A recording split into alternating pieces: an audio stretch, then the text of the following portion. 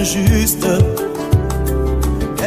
Bonjour les amis, je fais cette émission pour participer au débat suscité par les propos tenus par M. Joseph Kabila, l'ex-président de la République démocratique du Congo. Monsieur le Président, un proverbe dit, lorsque ce que tu as à dire n'est pas plus important que le silence, eh bien, il vaut mieux se taire. Vous nous avez toujours habitués au silence, mais vous n'avez pas tort non plus d'avoir pris la parole. Ce que vous avez suggéré qui pourrait advenir du Congo a étonné beaucoup de gens. Laissez-moi vous rappeler, Monsieur le Président, en 1990, 91, 92, lors de l'épuration ethnique des Kasaïens au Katanga, il y avait des champs. On va leur montrer ce qu'on avait fait en 60. Katanga libéré, État indépendant du Katanga. Les gens qui ont ces velléités-là existent. Un moment, on aurait pu dire que Kyungu en faisait partie, Kyungu Wakumanza. Mais les anciens, parmi lesquels les chefs coutumiers, je vais en citer un, Munongo Godefroy, sont allés voir Kyungu et ils lui ont dit, Monsieur Kyungu Gabriel, ce que vous voulez faire maintenant, nous l'avons essayé en 1960, 61, 62, nous n'avons pas réussi. Or, à ce moment-là, les gens que vous voulez chasser, là, les Kasaïens, ils n'étaient pas aussi nombreux qu'ils le sont aujourd'hui. Aujourd'hui, nous sommes déjà mélangés. Il y a des gens parmi nous qui ont des femmes kasaïennes et vice-versa. En 60, nous avions une armée, la gendarmerie katangaise, que nous n'avons pas aujourd'hui. Nous avions un drapeau, nous avions l'hymne national et même nous avions le soutien des Occidentaux. Tout ça, nous n'avons pas aujourd'hui. Comment pensez-vous réussir ce coup-là sans ces moyens que je viens de citer? Pour vous dire qu'ils étaient sceptiques.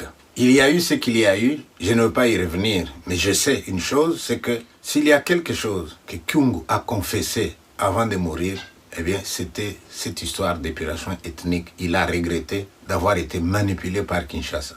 Ngunz a regretté aussi d'avoir été manipulé par Kinshasa. Donc nos frères katangais ont été manipulés dans les années 90 comme ils l'ont été dans les années 60, au point de poser la question, les malheurs du Congo doivent toujours venir du Katanga. Tout ça au nom de nos richesses. Les autres doivent partir, nous voulons un État indépendant du Katanga, etc., etc. Mais lorsque vous parlez d'un pays que vous comparez au Soudan, et le Sud-Soudan serait composé de qui? Monsieur le Président, vous pensez que le Katanga c'est un groupe homogène aujourd'hui? Non, monsieur, vous ne connaissez pas le Katanga. Ces derniers temps, il y a beaucoup de gens qui sont mécontents, qui disent, nous avons eu le pouvoir pendant autant d'années, avec Kabila père, avec Kabila fils. Qu'est devenu le Katanga? Laissez-moi vous montrer une vidéo. Muluba na kasayan di bantu bamoy. Il est enfant que bodo ni baloji ben na miloka mo bantu. Joko retarder Katanga chende kombe. Il est une forme de différence en ma langue nini. Bakwa na langue moya. Côté ya baluba ki pigme ki n'ingia mo langue yabo. Côté ya bakasayan ki kete ki n'ingia mo langue yabo. C'est ce qui fait maintenant la différence. Parce que Kasai ba kete job ni Kasai.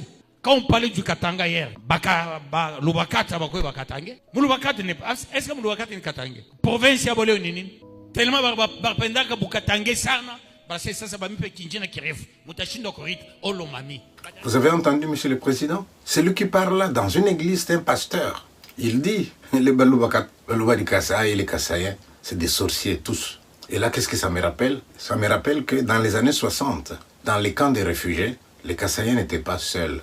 Les Balubakat étaient avec eux, chassés aussi. Est-ce que c'est à des choses comme ça que nous devrions revenir?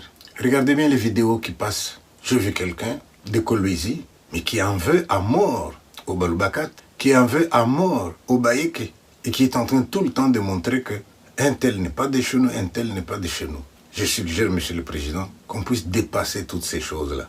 Et vous pensez que quelqu'un qui a ses biens au Katanga, il va se laisser faire le jour où on va lui dire, bon, maintenant tu abandonnes tout ça, tu t'en vas. Qu'est-ce qui est prévu pour les dédommager? Qu'est-ce qui est prévu pour acheter sa maison? Ah oui, je me souviens. Ngunz avait dit, achetez des pneus, mettez à vos maisons, partez avec. Kyungu avait dit, n'achetez pas leur maison, nous allons les confisquer quand ils vont partir. Suivez l'histoire. Et tous ces gens-là, ils sont partis dans un voyage de non-retour. Un voyage auquel tous nous aspirons. Et tous ces biens-là vont rester. Moi, j'ai un avis, Monsieur le Président, que vous aimiez le Congo au point de vous soucier de son avenir. Je n'ai pas le droit d'en discuter. Mais ce que moi, je peux vous dire, Monsieur le Président, c'est que vous devez revenir à la raison. Revenir à la raison, c'est accepter que votre temps est passé. Pendant que vous étiez au pouvoir, monsieur, Est-ce que c'est pas pendant ce temps-là que Tchébé est mort? Pendant que vous étiez au pouvoir, est-ce qu'il y avait oui ou non des officiers qui venaient du Rwanda puiser l'argent au Congo? Pendant que vous étiez au pouvoir, y a-t-il eu des officiers rwandais infiltrés dans notre armée, oui ou non, Monsieur le Président? Quand on va revenir sur l'histoire du Congo dans des années, le nom de Kabila risque d'être associé à nos malheurs. Lorsque vous êtes venu avec le chef de notre armée qui était du Rwanda, lorsque vous êtes venu après avoir fait en sorte que Ngannou Kissa se soit mort, l'histoire va nous juger. Est-ce qu'il faut aggraver son cas? J'ose espérer que quand vous aurez fini d'écouter les flatteries des gens qui sont autour de vous, vous allez aussi écouter des gens qui vous disent aujourd'hui des choses qui méritent d'être écoutées. Est-ce que vous ne pourriez pas maintenant jouir de tout ce que vous avez? Le pays là compte beaucoup de gens, Monsieur le Président. Vous-même, vous avez dit que vous n'avez pas trouvé 10 personnes capables de vous aider. Si vous ne les avez pas trouvées, qu'est-ce qu'on peut espérer qu'en reprenant le pouvoir, vous allez les trouver? C'était mon point de vue. Apprendre ou à laisser. Merci. J'ai dit ici sur ce plateau, maman, zonga na butu yebisa papa, totika biloko yo. Non, la vie c'est une roue, ça tourne. Chérie, on a gagné, on n'a plus rien à perdre. Laissons ces choses, vivons en paix. Son mari a dirigé ce pays pendant 18 ans. Nos enfants, Selema ou Yamakala, ne savent même pas c'est quoi le goût du lait. Non, il veut rester dans l'arène politique. Il veut être à la fois sénateur à vie, président à vie, autorité morale à vie. Talesega Komosouk. À peine mourrait-on pour injuste. Quelqu'un peut-être mourrait-il pour un homme de bien. Mais Jéhovah Dieu, tu as prouvé ton amour et ta grâce envers moi. On sait que lorsque j'étais encore pécheur, Christ est mort pour moi, autant marqué. Ennemi que j'étais, tu as fait de moi ton ami.